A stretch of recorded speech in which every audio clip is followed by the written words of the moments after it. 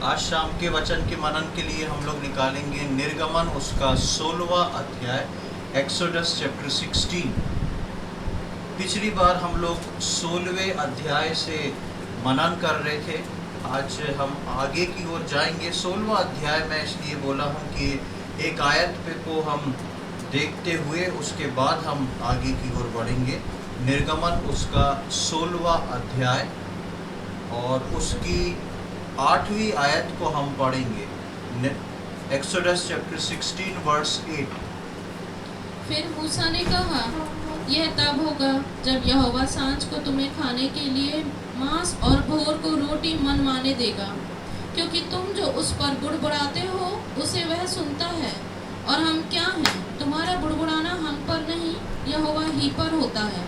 यहाँ पर हम देखते हैं कि पिछले दिनों में हम इस बात को सीख रहे थे, देख रहे थे कि कैसे परमेश्वर जो है वो अपने लोगों के लिए, इजराइलियों के लिए स्वर्ग से मन्ना को बरसाता है। और मन्ना किस बात को बताता है, मन्ना किस बात को प्रदर्शित करता है, इस बात को हम देख रहे थे। और उसी बात में जब हम 16वें अध्याय में पढ़ रहे थे तो वहाँ पर इस 8वीं आयत में मांस का भी जिक्र है। पर जब 16वां अध्याय हम लोग देख रहे थे तो वहाँ पे सिर्फ मन्ने का जिक्र है। ये मन्ना और मांस यहाँ पे दोनों मिला हुआ है, लेकिन इसका जो खास जो आयतें हैं वो हमको दूसरी किताब में मिलती हैं। तो परमेश्वर ने आकाश से, स्वर्ग से जो है इन लोगों के लिए मन्ना गिराया था, जिसको हम पिछले हफ्ते देख रहे थे और इस बात को सीखा था कि मन्ना किस बात को रिप्रेजेंट करता है, किस बात को लेके आता है। उसके साथ 8वीं आयत में जिस मांस का जिक्र किया गया है, आज हम उसके बारे में सीखने और पढ़ने जा रहे हैं कि परमेश्वर का वचन क्या बताता है, किस चीज़ को दर्शाता है, कि वो किस प्रकार का है। उसके लिए हम लोग निकालेंगे गिनती की किताब उसका 11वां अध्याय, बुक ऑफ नंबर्स चैप्टर 11। गिनती की किताब उसका 11वां अध्याय और उसकी 4थी आयत से लेके 6वीं आयत तक हम पढ़ेंगे। गिनती 11वां अध्याय 4 से लेके 6 तक। फिर जो मिली जुली भीड़ उनके साथ थी वह कामुकता करने लगी, और इस्राएली भी फिर रोने और कहने लगे, हमें मांस खाने को कौन देगा? हमें वे मछलियाँ स्मरण हैं जो हम मिस्र में सेंत में खाया करते थे, और वे खीरे और खरबूजे और गंदने और प्याज और लहसुन भी। परंतु अब हमारा जी घबरा गया है, यहाँ पर इस मन्ना को छोड़ और कुछ भी देख नहीं पड़ता। मन्ना बस यहाँ पर हम देखते हैं, यहाँ पे मन्ने का जिक्र है और मन्ने की शिकायत जो है वो इजरायली लोग कर रहे हैं। और मन्ने की शिकायत इजरायली लोग करके बोलते हैं कि ये अब हमको नहीं चाहिए। बहुत लंबे समय तक ये मन्ना चला, लेकिन वो लोग उस मन्ने को खा के, पिछली बार हम देख रहे थे कि उसका स्वाद जो है वो पुओ सा था, मीठे के समान था, अच्छा था, नरम था। उसके वो फुलके बनाते थे, बहुत कुछ उसका अलग अलग डिश बना के खाते थे।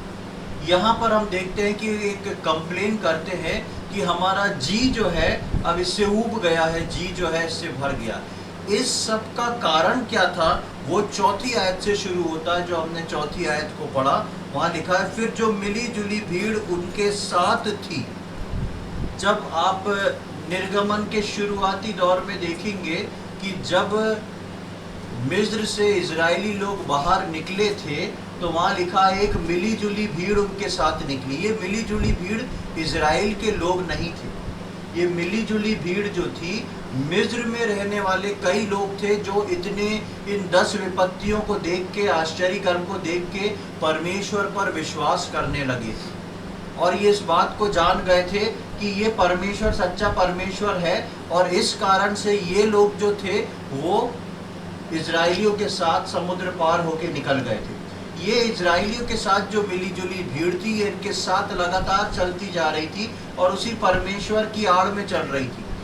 उस बात के बारे में हम यहाँ पर देखते हैं कि लिखा है कि फिर जो मिली जुली भीड़ उनके साथ थी वो कामुकता करने लगी, और इजराइली भी फिर रोने और कहने लगे, हमें मांस खाने को दे। यहाँ पर हम देखते हैं कि कुछ इन्फ्लुएंस इस मिली जुली भीड़ का जो इजराइलियों के साथ चल रही थी उसका असर यहाँ पर पड़ता है। और ये इजराइलियों को वो लोग कैसे समझाते हैं, कैसे बताते हैं क्या होता है, लेकिन सारे इजराइली जो थे वो रोना गाना शुरू कर देते हैं। पहले वो बोलते हैं मूसा को कि तुम हमको जंगल में मरने को लाए हो, यहाँ खाने को कुछ नहीं है। तो पिछली बार हमने देखा कि परमेश्वर जो है उनको स्वर्ग से मन्ना देता है, हर रोज उनको बटोरने को मन्ना देता है, 6 दिन तक देता है, 6वें दिन डबल देता है कि 7वें दिन बटोरना ना पड़े। और अब हम देखते हैं कि जब मन्ना खाते खाते समय बीत गया है तो वो इस कंप्लेन को कर रहे हैं। और इस कंप्लेन के पीछे जो है सबसे बड़ा कारण जो है वो मिली जुली भीड़ है। मिली जुली भीड़ विश्वासियों के जीवन में मिला जुला चरित्र को दिखाती। एक विश्वासी जब प्रभु यीशु मसीह को अपना उद्धारकर्ता के रूप में ग्रहण करके आ जाता है और उसके पुराने मनुष्यत्व में जो पुरानी बातें छूट जाती हैं, जो उसका स्वभाव छूट जाता है, जिसको वो कभी बदल नहीं पाता। बदलना है लेकिन यदि वो कोशिश नहीं करता, उनको बदल नहीं पाता। पुरानी बातें, पुरानी हैबिट्स, पुरानी चीज़ें जो पवित्र आत्मा की ओर से नहीं है, ऐसी चीज़ें जो रह जाती हैं विश्वासी के जीवन में हमेशा नुकसान का कारण बनती है, कंप्लेन का कारण बनती है। यही कारण जो था इजराइलियों के जीवन में बना, क्योंकि इजराइलियों के जीवन में वो मिली जुली भीड़ जो थी अब तक चल रही थी।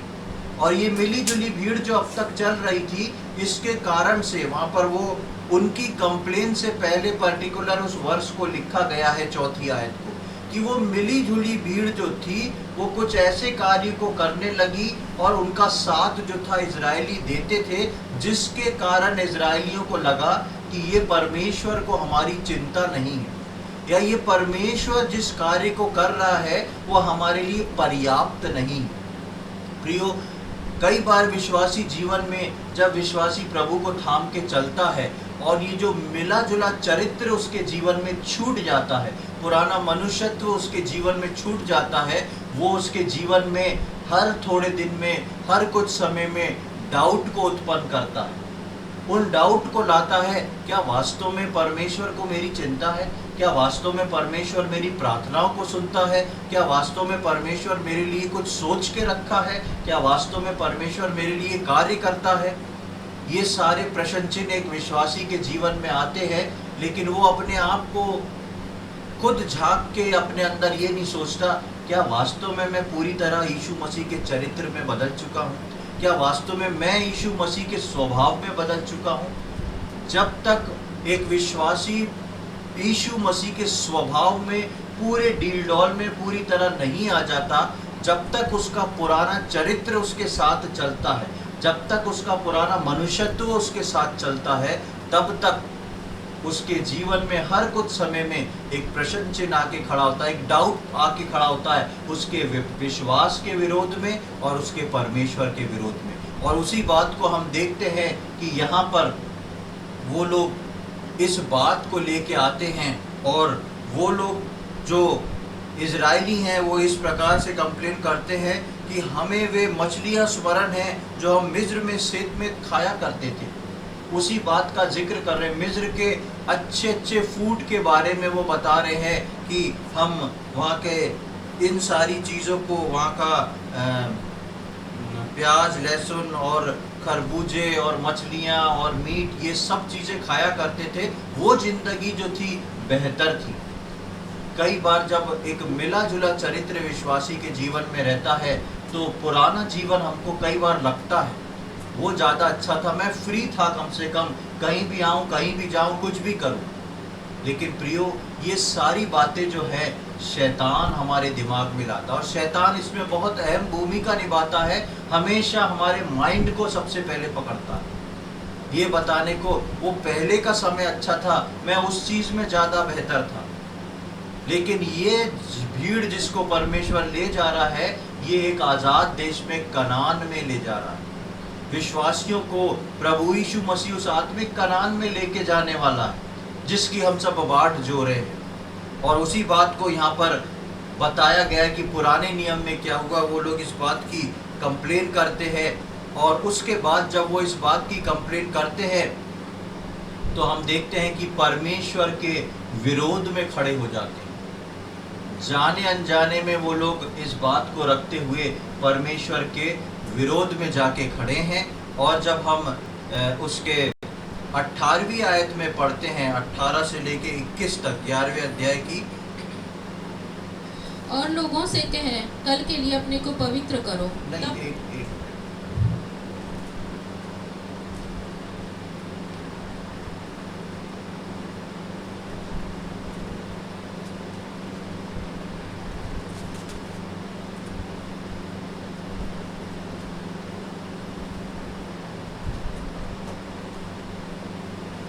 हाँ, इसके 12-13 पढ़ेंगे, 12-13-14।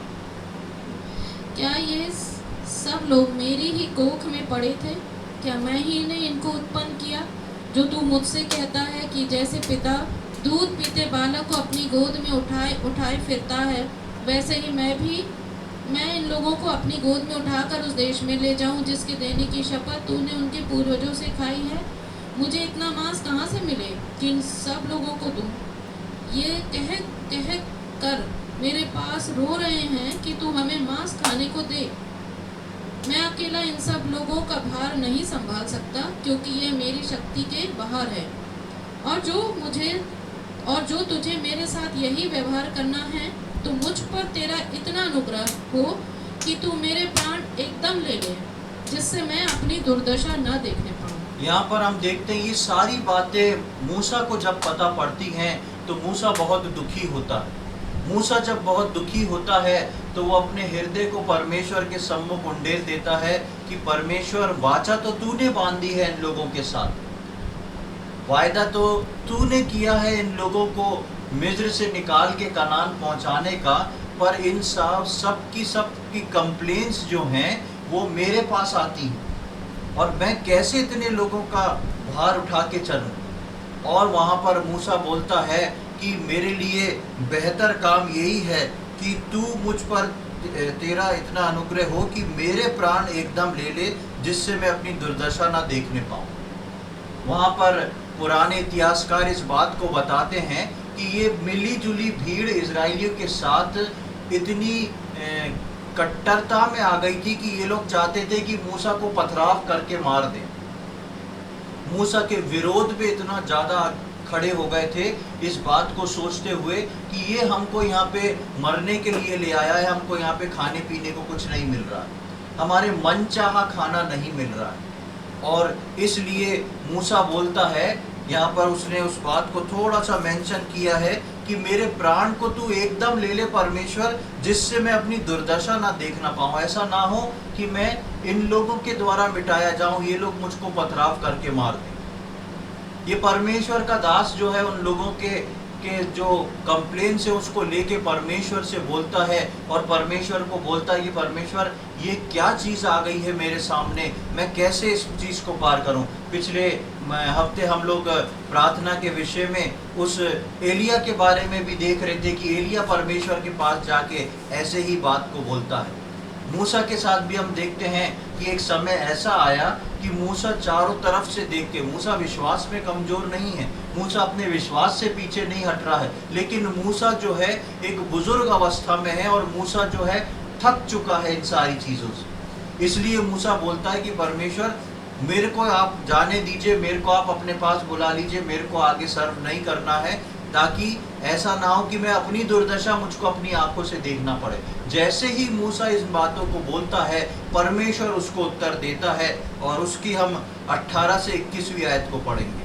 18 से 21वीं आयत को पढ़ेंगे। और लोगों से कहें, कल के लिए अपने को पवित्र करो, तब तुम्हें मांस खाने को मिलेगा, क्योंकि तुम यहोवा के सुनते हुए यह कह कर रोए हो कि हमें मांस खाने को कौन देगा। हम मिस्र ही में भले थे, इसलिए यहोवा तुमको मांस खाने को देगा और तुम खाना। फिर तुम 1 दिन या 2 या 5 या 10 या 20 दिन ही नहीं, परंतु महीने भर उसे खाते रहोगे, जब तक वह तुम्हारे नथनों से निकलने ना लगे और तुमको उससे घृणा ना हो जाए, क्योंकि तुम लोगों ने यहोवा को जो तुम्हारे मध्य में है तुच्छ जाना है, और उसके सामने यह कहकर रोए हो कि हम मिस्र से क्यों निकल आए। फिर बस यहाँ पर हम देखते हैं कि परमेश्वर मूसा को बोलता है, जाके सब लोगों को ये बात समझा दो, सब लोगों को बोल दो और उनको तैयार रहने को बोलो। वो बोलता है कि और लोगों से कहे कल के लिए अपने आप को पवित्र करो, तब तुम्हें मांस खाने को मिलेगा।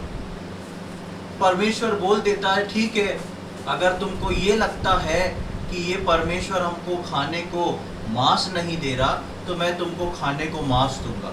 और परमेश्वर जब इस बात को बोलता है तो उसके साथ साथ इस बात को भी बोलता है 19वीं आयत में, फिर तुम 1 दिन या 2 दिन या 5 या 10 या 20 दिन ही नहीं, परंतु महीने भर उसे खाते रहोगे, जब तक वो तुम्हारे नथनों से निकलने ना लगे और तुमको उससे घृणा ना हो जाए, क्योंकि तुम लोगों ने यहोवा को जो तुम्हारे मध्य में है तुच्छ जाना है। जब लोगों ने कंप्लेन करी थी तो लोगों ने सबसे पहले मूसा को तुच्छ जाना था, इसलिए मूसा को पथराव करके मारना चाहते थे। और मूसा बोलता है कि मैं अपनी दुर्दशा ना देख पाऊं। जो परमेश्वर के दास को तुच्छ जानता है वो परमेश्वर को तुच्छ जानता है। और यहाँ पर परमेश्वर जब मूसा का रिप्लाई करते हैं, मूसा की बात को लेके जब लोगों को रिप्लाई करते हैं, तो परमेश्वर इस बात को बोलते हैं ठीक है, तुमको मांस चाहिए, मैं तुमको मांस दूंगा, तुम तैयारी के साथ आओ, और इतना मांस दूंगा कि तुम उससे ऊब जाओगे, तुम्हारे उतना खा भी नहीं पाओगे जितना तुम्हारी हाय है, और तुम्हारे नथनों से वो बाहर आ जाएगा। और परमेश्वर उसका रीजन लिखता है, क्योंकि तुम लोगों ने यहोवा को जो तुम्हारे मध्य में है तुच्छ जाना है, और उसके सामने ये कहकर रोए हो कि हम मिस्र से क्यों निकल आए। वही मिली जुली भीड़ के कारण उन लोगों की प्रतिक्रिया देखिए कि वो लोग जो हैं इसी बात का दुख बना रहे हैं कि हम मिस्र से क्यों आ गए। कई बार हमारे जीवन में हम इसी बात का दुख बनाते हैं कि पहले के दिन ज़्यादा अच्छे थे, पहला समय ज़्यादा अच्छा था, हम चैन से रहते थे, आराम से रहते थे, सब कुछ चलता था। लेकिन आगे के लिए हम इस बात को भूल जाते हैं कि परमेश्वर हमको क्या कुछ प्रोवाइड नहीं कर रहा है। परमेश्वर उस यात्रा में हमारे साथ है, और परमेश्वर उस यात्रा के अकॉर्डिंग हमको प्रोवाइड कर रहा है, और परमेश्वर ही हमारी इस यात्रा के बारे में जानता है कि इनको क्या चीज़ कब देना है। प्रियो, आज के समय में विश्वासियों को समझदारी दिखा के ये समझना बहुत ज़रूरी है, ये बात नहीं कि मुझको और आपको किस चीज़ की आवश्यकता है, पर इस बात पर विश्वास करके मन लगाना कि मेरी इस कनान की आत्मिक कनान की यात्रा में परमेश्वर को किस चीज़ की मेरे को देने की आवश्यकता है। हो सकता है बहुत सारी चीज़ें हमारे लिए सूटेबल ना हो सकता है बहुत सारी चीज़ें हमारे मन माफिक ना हो सकता है बहुत सारी चीज़ें जिसमें जो हमारी डिज़ायर है वो पूरी ना होती हो, लेकिन यदि परमेश्वर साथ चल रहा है तो हम उसके चलन को कभी भी तुच्छ ना जाने। इस बात पे ना सोचें हम कुछ करेंगे तो हमारे लिए बेहतर होएगा, नहीं। अगर परमेश्वर आपको कहीं से निकाल के लाया है और चला रहा है, जिस प्रकार परमेश्वर इजराइलियों को मिस्र से निकाल के लाया और चला रहा है, तो ये परमेश्वर की जिम्मेदारी है। And God knows better your future. परमेश्वर आपके भविष्य को आपसे बेहतर जानने वाला परमेश्वर है। वो जानता है कि आपको कब क्या देना है, क्या चीज़ आपकी लाइफ से स्किप करना है, क्या चीज़ आपकी लाइफ में जोड़ना है। और उसी बात को हम देखते हैं, और परमेश्वर बोलता है तुमने इस बारीकी को नहीं समझा, और तुमने परमेश्वर को, यहोवा जो तुम्हारे मध्य में चलता था, उसको तुच्छ जाना है। हम कभी भी उस मिली जुली भीड़ के कारण, यानी कि मेरे और आपके पुराने स्वभाव और पुरानी सोच के कारण परमेश्वर को तुच्छ ना जाने, अपने रिएक्शन को दिखाते। हम डायरेक्ट नहीं बोलते, हम मुंह से नहीं बोलते परमेश्वर ये क्या कर रहा है, लेकिन हमारा रिएक्शन इस प्रकार प्रकट होता है कि जो मेरे साथ हो रहा है वो बेहतर नहीं हो रहा, इससे और कहीं बेहतर जो हो जो है वो मेरे साथ हो सकता है अगर मैं कोशिश करूं तो। प्रियो, हम उस पुराने स्वभाव को अलग हटते हुए उस कनान की यात्रा में अपने आप को परमेश्वर के हाथ में सौंपें और परमेश्वर को कभी तुच्छ ना जाने। उसके बाद जब परमेश्वर इस बात को बोलता है तो मूसा और घबरा जाता है। मूसा क्यों घबरा जाता है? ये परमेश्वर क्या बोल रहा है कि अब मैं इन लोगों को मांस दूंगा, अब मांस दूंगा। 6 लाख लोग, 6 लाख से ऊपर लोग हैं, अब इंतजाम कौन करेगा? इंतजाम कौन करेगा? मूसा और घबरा जाता है कि ये क्या कह दिया परमेश्वर ने, मैं तो अपने को ऊपर उठाए जाने की बात कर रहा हूँ कि प्रभु हो गया। प्रभु कह रहा है इन लोग के लिए को मांस मैं खिलाऊंगा। मूसा को मालूम है परमेश्वर मांस वास नहीं खिलाएगा, मुझे बताएगा करना क्या है। देखें परमेश्वर को मूसा क्या किस बात को बोलता है। उसके 22 और 21 से पढ़ेंगे हम, उसका 21, 22 और 23। फिर मूसा ने कहा, जिन लोगों के बीच मैं हूँ उनमें से 6 लाख तो प्यादे ही हैं, और तूने कहा है कि मैं उन्हें इतना मांस दूंगा कि वे महीने भर उसे खाते ही रहेंगे।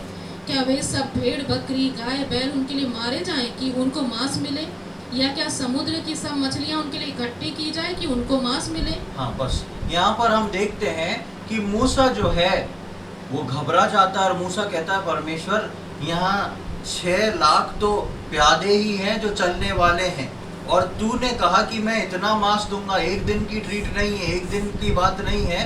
वो कह रहा है परमेश्वर तू तो ऐसा कह रहा है कि इनको इतना मांस दूंगा कि 1 महीने तक खाएंगे। तो ये 1 महीने के लिए मांस का इंतजाम कहाँ से होगा? क्या सारे पशुओं को मारा जाएगा या समुद्र की सारी मछलियों को निकाल लिया जाएगा? कैसे इन सब का खान पान चलेगा? कैसे ये चीज़ आगे बढ़ेगी? लेकिन यहाँ पर हम एक मनुष्य की सोच और परमेश्वर के सामर्थ्य को देखते हैं। उस जंगल की यात्रा में जो चीज़ कठिन थी, उस बात को, एक जेन्युइन बात को मूसा जो है परमेश्वर के सामने रखता है। परमेश्वर ये चीज़ संभव नहीं है। बेशक मूसा परमेश्वर पर विश्वास में बहुत आगे था, लेकिन जिन परिस्थितियों से मूसा गुजर रहा था, मूसा के मन में एक प्रश्न चिन्ह आया कि ये तो बहुत कठिन बात है, और उस बात को वो जाके परमेश्वर को बोलता है। और 23वीं आयत में देखें, वहाँ पर परमेश्वर मूसा को क्या रिप्लाई करता है। यहोवा ने मूसा से कहा, क्या यहोवा का हाथ छोटा हो गया है?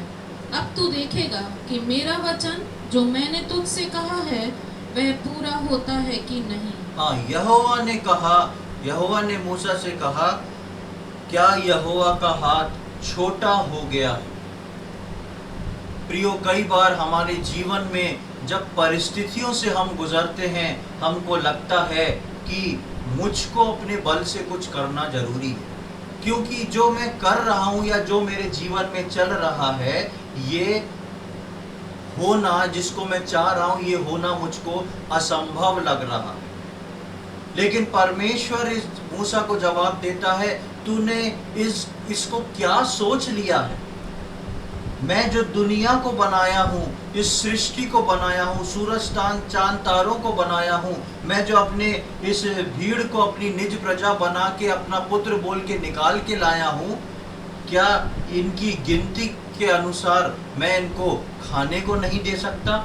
और परमेश्वर बोलता है, क्या यहोवा का हाथ छोटा हो गया है कि मैं इसको पूरा नहीं कर सकता? और वो बोलता है कि अब तू देखेगा कि मेरा वचन जो मैंने तुझसे कहा है वो पूरा होता है कि नहीं। परमेश्वर जो है अपने लोगों के जीवन में आश्चर्य कर्मों की कमी नहीं करता, लेकिन लोग अपने विश्वास के कारण अपने जीवन में बहुत सारी चीज़ों को खो देते हैं, और जो विश्वास में अटल रहते हैं, विश्वास को पकड़े रहते हैं, परमेश्वर उनके लिए वो अद्भुत से अद्भुत काम करके उनको देता है। हमारे जीवन में भी प्रियो, उस विश्वासी जीवन में जब हम अपने स्वर्गीय कनान की ओर बढ़ रहे हैं, जहाँ से प्रभु यीशु मसीह मुझको और आपको लेने आने वाला है, उस ओर बढ़ रहे हैं, तो बहुत सारी चीज़ें आती हैं जो हमको असंभव लगती हैं, लेकिन परमेश्वर बोलता है, मैंने तुम्हें चुना है, मैंने तुम्हें बुलाया है, मेरा हाथ ऐसा छोटा नहीं हो गया कि मैं तुम्हारा उद्धार ना कर सकूं। मेरा हाथ ऐसा छोटा नहीं हो गया कि मैं तुम्हारी आवश्यकता और ज़रूरत को पूरा ना कर सकूं। मेरा हाथ ऐसा छोटा नहीं हो गया कि मैं तुमको समस्याओं से ना निकाल सकूं। तुम देखोगे, यदि तुम मुझ पे भरोसा करके चलो तो मैं तुम्हारे लिए सब कुछ करूंगा। और उसी बात को आगे करते हुए हम 11वें अध्याय की 31वीं आयत में आ जाएं। 31वीं आयत से लेकर 34वीं आयत तक हम पढ़ेंगे, 31 to 34। तब यहोवा की ओर से एक बड़ी आंधी आई और वह समुद्र से बटेरें उड़ा के छावनी पर और उसके चारों ओर इतनी ले आई कि वे इधर उधर एक दिन के मार्ग तक भूमि पर 2 हाथ के लगभग ऊंचे तक छा गए। और लोग उठकर उस दिन भर और रात भर और दूसरे दिन भी दिन भर बटेरों को बटोरते रहे। जिसने कम से कम बटोरा उसने 10 होमेर बटोरा, और उन्होंने उन्हें छावनी के चारों ओर फैला दिया। मांस उनके मुंह ही में था और वे उसे खाने न पाए थे कि यहोवा का कोप उन पर भड़क उठा और उसने उनको बहुत बड़ी मार से मारा। और उस स्थान का नाम किब्रोत हत्तावा पड़ा, क्योंकि जिन लोगों ने कामुकता की थी उनको वहां मिट्टी दी गई। फिर इजरायली किब्रोत हत्तावा से प्रस्थान करके हसेरोत में पहुंचे और वहीं रहे। यहाँ पर हम देखते हैं कि परमेश्वर ने जो बोला था, परमेश्वर ने उसको कर दिया। अब यहाँ पर जब हम 31वीं आयत में आते हैं, बहुत ध्यान से इस 31वीं आयत को पढ़ें, बहुत ध्यान से समझें, क्योंकि इसमें बहुत एक बड़ा भेद छुपा हुआ है। आप देखेंगे वहाँ पर लिखा हुआ है, तब यहोवा की ओर से एक बड़ी आंधी आई। तब यहोवा की ओर से एक बड़ी आंधी आई और वो समुद्र से बटेरे उड़ा के छावनी पर और उसके चारों ओर इतनी ले आई,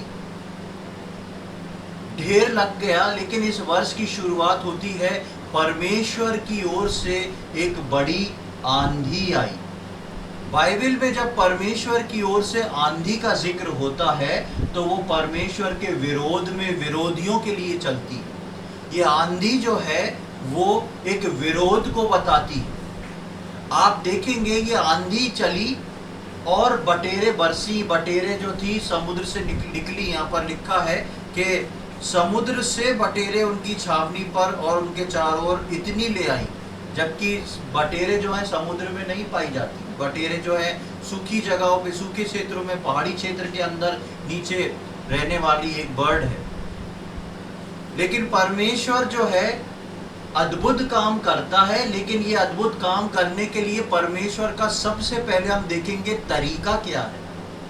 परमेश्वर आंधी ला के बटेरों को बता रही है। आंधी जो है इस बात को रिप्रेजेंट कर रही है कि परमेश्वर ने उनकी मांग तो सुन ली, लेकिन उसका जवाब परमेश्वर आंधी में दे रहा है। अभी हम पिछली बार देख रहे थे मन्ना के विषय में। मन्ना क्या आंधी से गिरता था? लिखा है रात में ओस पड़ती थी। ओस जब शांत होने लगती थी सुबह के समय तो वहां पे मन्ना बिछा हुआ रहता था और धूप में मन्ना पिघल जाता था। एक शांति के साथ ओस की नाई मन्ना परमेश्वर स्वर्ग से बरसाता था। वो भी खाने को है, बटेर भी खाने को है। बटेर आ रही है आंधी से, ये परमेश्वर के विरोध को बता रही है। और मन्ना परमेश्वर के प्रेम को और परमेश्वर के इंतजाम को बता रहा है, जो परमेश्वर स्वर्ग से दे रहा है। मन्ना स्वर्ग से गिर रहा है, बटेरे समुद्र से आ रही है। जब परमेश्वर ने समुद्र को 2 भाग किया था तो लिखा है तेज हवाएं चली। हम पढ़ रहे थे कि हवाएं चलना शुरू हुई, वहां हवा चली थी। लेकिन यहाँ पर जब हम आते हैं तो परमेश्वर उनकी मांग तो पूरी कर रहा है, लेकिन आंधी से पूरी कर रहा है। ये आंधी जो है परमेश्वर के विरोध को बता रही है। मैं तुम्हें दे तो रहा हूं, पर ये मैं अपने दिल से नहीं दे रहा हूं। तुमने मांग के हाय हाय कर दिया है, इसलिए मैं तुमको दे रहा हूं, पर ये मेरी ओर से है नहीं। फिर भी तुम्हें चाहिए तो तुम ले लो। और हम देखते हैं कि 32वीं आयत में, और लोग उठकर उस दिन भर और रात भर और दूसरे दिन भर बटेरों को बटोरते रहे, जिनमें कम था। उसको छोड़िए, 33वीं आयत, मांस उनके मुंह में था और वे उसे खाने न पाए थे कि यहोवा का कोप उन पर भड़क उठा और उनमें से बहुत बड़ी मार से मारा। और उन्हें बहुत बड़ी मार से मारा।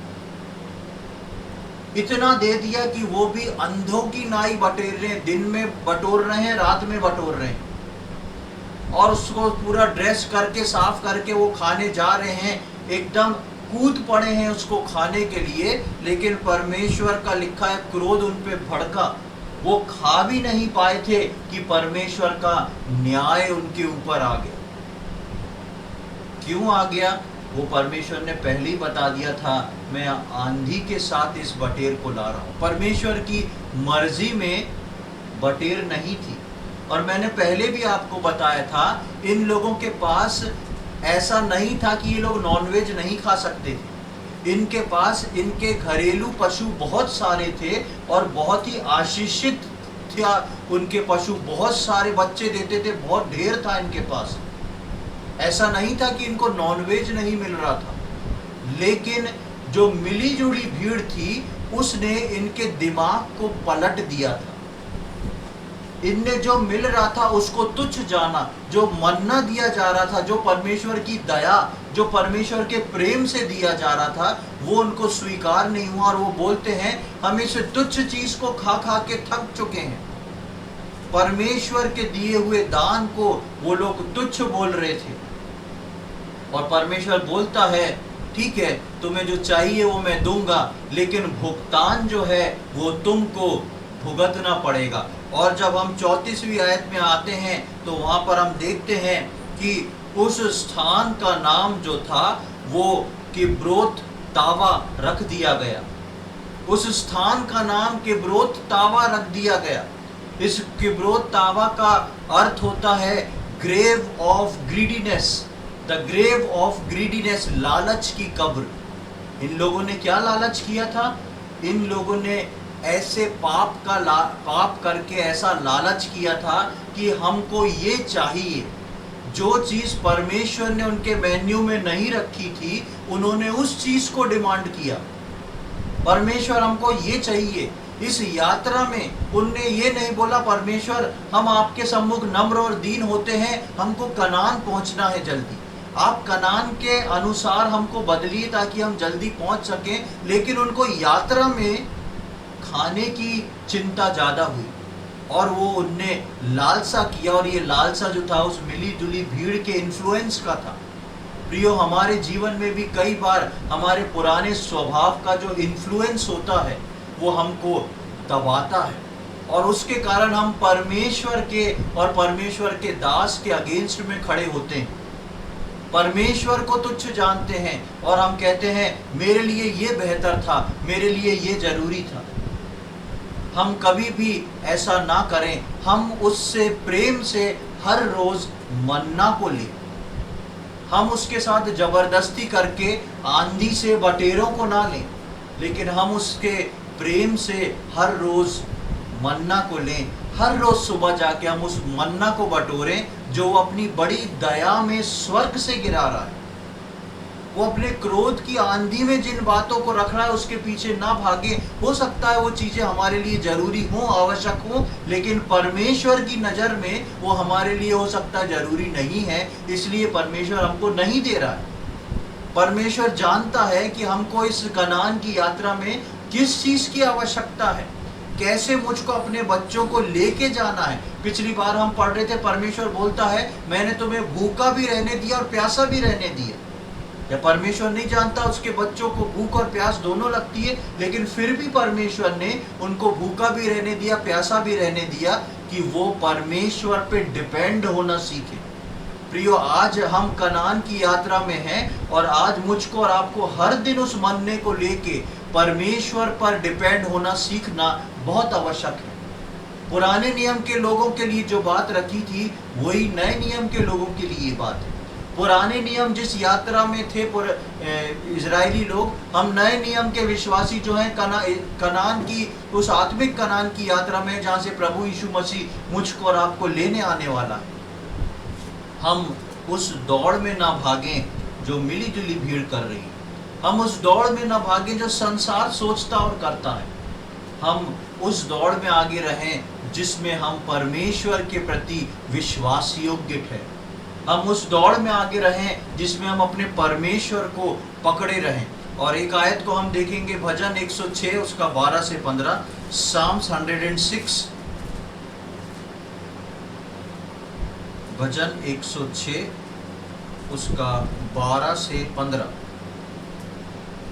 तब उन्होंने उसके वचनों का विश्वास किया और उसकी स्तुति गाने लगे, परंतु वे झट उसके कामों को भूल गए और उसकी युक्ति के लिए ना ठहरे। उन्होंने जंगल में अति लालसा की और निर्जल स्थान में परमेश्वर की परीक्षा की। तब उसने उन्हें मुंह मांगा वर तो दिया, परंतु उनके प्राण को सुखा दिया।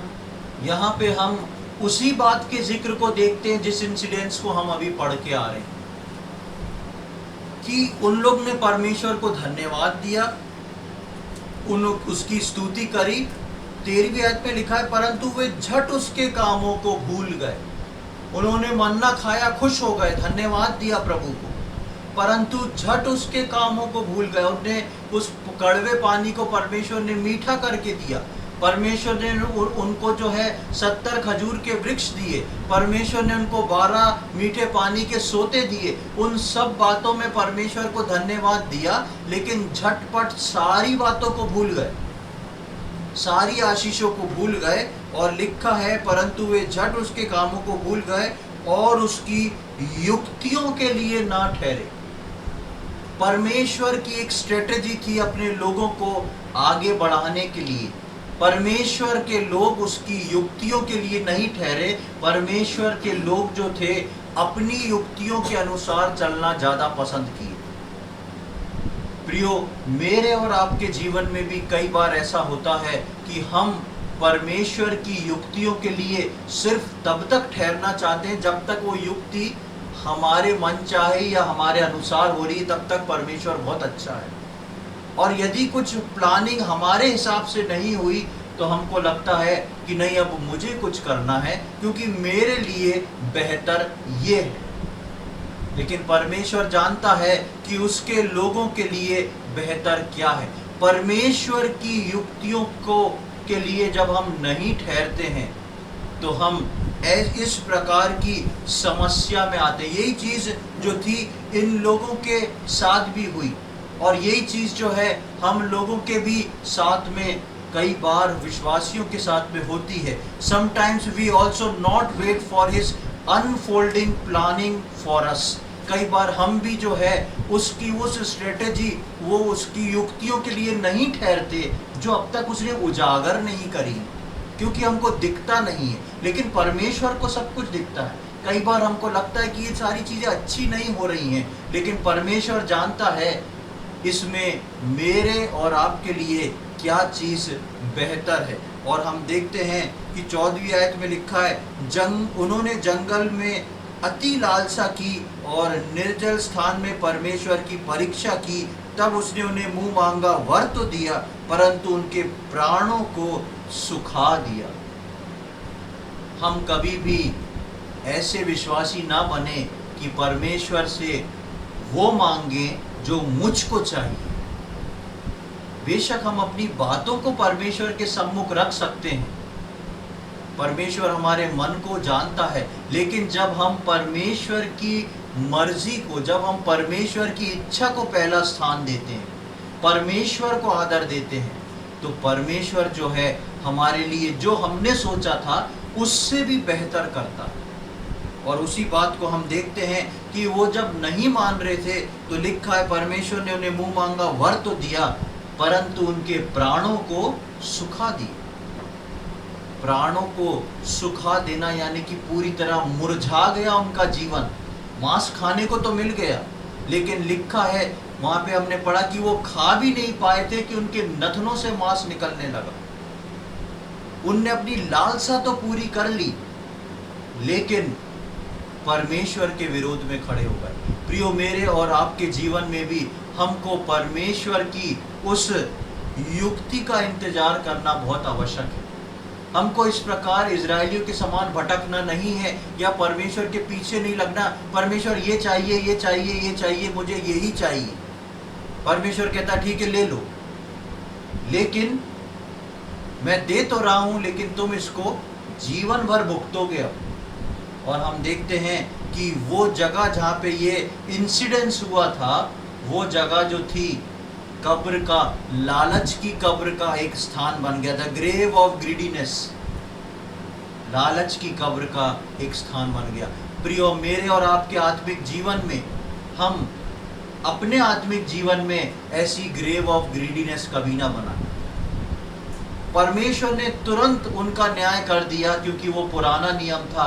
मुझको और आपको, क्योंकि हम अनुग्रह के समय में रह रहे हैं, इसलिए तुरंत दंड नहीं मिल रहा है, परमेश्वर की क्षमा मिल रही है। लेकिन हम इन सारी बातों में ये ना सोचें कि कुछ भी नहीं हो रहा है। जिस दिन होएगा वो हमारी सोच से परे हो जाएगा। इसलिए हम हर रोज परमेश्वर के सम्मुख नम्र और दीन होके उस स्वर्ग से गिरने वाले मन्ना को लें, उस बटेर के पीछे ना भागें जो परमेश्वर आंधी के हिसाब से, आंधी से भेजता है, और वो स्थान कब्रिस्तान बन जाता है। हमारे जीवन में प्रियो, कभी भी विश्वास का ऐसा मोड़ ना आए जिसमें हम इस कदम को उठा के परमेश्वर के पीछे लग जाएं। परमेश्वर यही चाहिए, यही चाहिए, यही चाहिए, चाहे वो कोई चीज़ क्यों ना हो सकता है वो शारीरिक हो सकता है वो फाइनेंशियल हो सकता है वो नौकरी के विषय में हो सकता है आपके घर के विषय में हो, यहाँ तक कि हो सकता है कि आपकी चंगाई के विषय में हो। परमेश्वर जानता है कि आपके जीवन में क्या है, लेकिन परमेश्वर छोड़ के रखता है। जिस प्रकार परमेश्वर पौलुस के जीवन में एक कांटे को चुभो के रखता है। पौलुस परमेश्वर से बार बार बोलता, परमेश्वर इस कांटे को दूर कर दीजिए। परमेश्वर बोलता, ये कांटा तो दूर नहीं होएगा, पर मेरा अनुग्रह तेरे लिए पर्याप्त है। प्रियो, मेरे और आपके जीवन में भी परमेश्वर ने ऐसे कांटों को चुभाए रखा है, जिसको हम सोचते हैं अगर ये कांटा नहीं होता तो मैं कितना अच्छा आत्मिक रीति से दौड़ता, कितना परमेश्वर के लिए काम करता। लेकिन परमेश्वर ने हर विश्वासी के जीवन में एक चुभने वाला कांटा रखा है, जिससे विश्वासी परमेश्वर के सम्मुख नम्र और दीन होके आए और हर रोज उस मन्ने को चाहे, ना कि आंधी से मिलने वाली उन बटेरों को चाहे। प्रियो, आने वाले समय में परमेश्वर हमारी सहायता करे कि हम उस मिली जुली भीड़, हमारे पुराने स्वभाव से अपने आप को बचा के, अपने आप को दूर करके, अपने आप को अलग करके, वो प्रोविजन जो परमेश्वर ने हमारे लिए किया है, वो जो परमेश्वर हमारे लिए प्रोवाइड कर रहा है, उसको धन्यवाद के साथ अपना लें और अपने विश्वास से अपनी आंखें उसके ऊपर लगाए रखें, ताकि हमारे जीवन में वो कब्र का स्थान ना बने, लेकिन कनान पहुंचने का स्थान, कनान में पोजीशन लेने का स्थान बन जाए। परमेश्वर इन वचनों को समझने में हम में से प्रत्येक की सहायता करे। प्रभु के नाम की महिमा हो। शंका न रखो जरा भी तुम यीशु की प्रतिज्ञा पर, शंका न रखो जरा भी तुम यीशु की प्रतिज्ञा पर। आगे बढ़ो, उदासी छोड़ो, आगे बढ़ो, उदासी छोड़ो, साथ विश्वास प्रभु का हो, साथ विश्वास प्रभु का हो।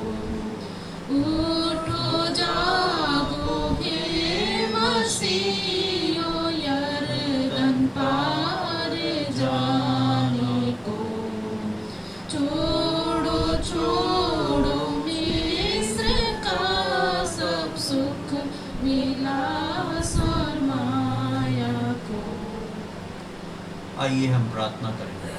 प्रभु जी, हम धन्यवाद देते हैं इस सुंदर समय के लिए। एक और बार आपने हमारे जीवनों में ये अवसर प्रदान किया प्रभु कि हम आपके वचनों की छाँव में बैठ के आपके वचनों से कई बातों को सीख सकें। हम धन्यवाद देते हैं प्रभु इन सारे वचनों के लिए। हम प्रार्थना विनती करते हैं प्रभु, जितने इन वचनों को सुने हैं और आगे आने वाले समय में जो इन वचनों को सुनेंगे, प्रभु हम सब उस आत्मिक कनान की यात्रा में हैं। कई बार हमारे जीवन की वो मिली जुली भीड़, हमारे जीवन का वो मिला जुला स्वभाव हमको आपसे दूर करता। प्रभु हम प्रार्थना करते हैं ये स्वभाव हमको आपसे दूर ना करे, वरन हम मसीह के स्वभाव में पूर्ण रूप से बदलने पाएँ और आपकी इच्छा को अपने जीवन में पूरा करने पाएँ। और प्रभु जी हम किसी चीज़ के पीछे भागे नहीं, हम किसी मांग को लेके आपके सामने अड़े नहीं, लेकिन नम्र और दीन होके हर रोज़ उस मन्ने को बटोरने वाले हों। हम प्रभु उस आंधी के जवाब के लिए ना ठहरे, अपने जीवनों को झुलसाएं नहीं, लेकिन प्रभु हम नम्र और दीन होके आपको लेके चलने वाले हो सके। आपकी उस युक्ति के लिए ठहरने वाला हर विश्वासी हमको बनाए प्रभु जी। हम में से प्रत्येक के लिए हम प्रार्थना करते हैं जिनके जीवन में प्रभु जी कई प्रकार के उतार चढ़ाव हैं, जिनके जीवन में को लगता है कि बहुत सारी चीज़ों को हासिल करना है, बहुत सारी चीज़ों को लेना है प्रभु जी, हम प्रार्थना करते हैं यदि वो प्रभु आपकी ओर से नहीं है प्रभु, तो आप उनको हटाएं और ज्ञान बुद्धि और समझ दें प्रभु जी, ताकि हम नम्र और दीन होके उस आत्मिक मन्ना को लेने वाले हो सकें, हर रोज़ प्रभु उस मन्ना को बटोरने वाले हो सकें। ऐसी हमारी विनती प्रार्थना है प्रभु जी।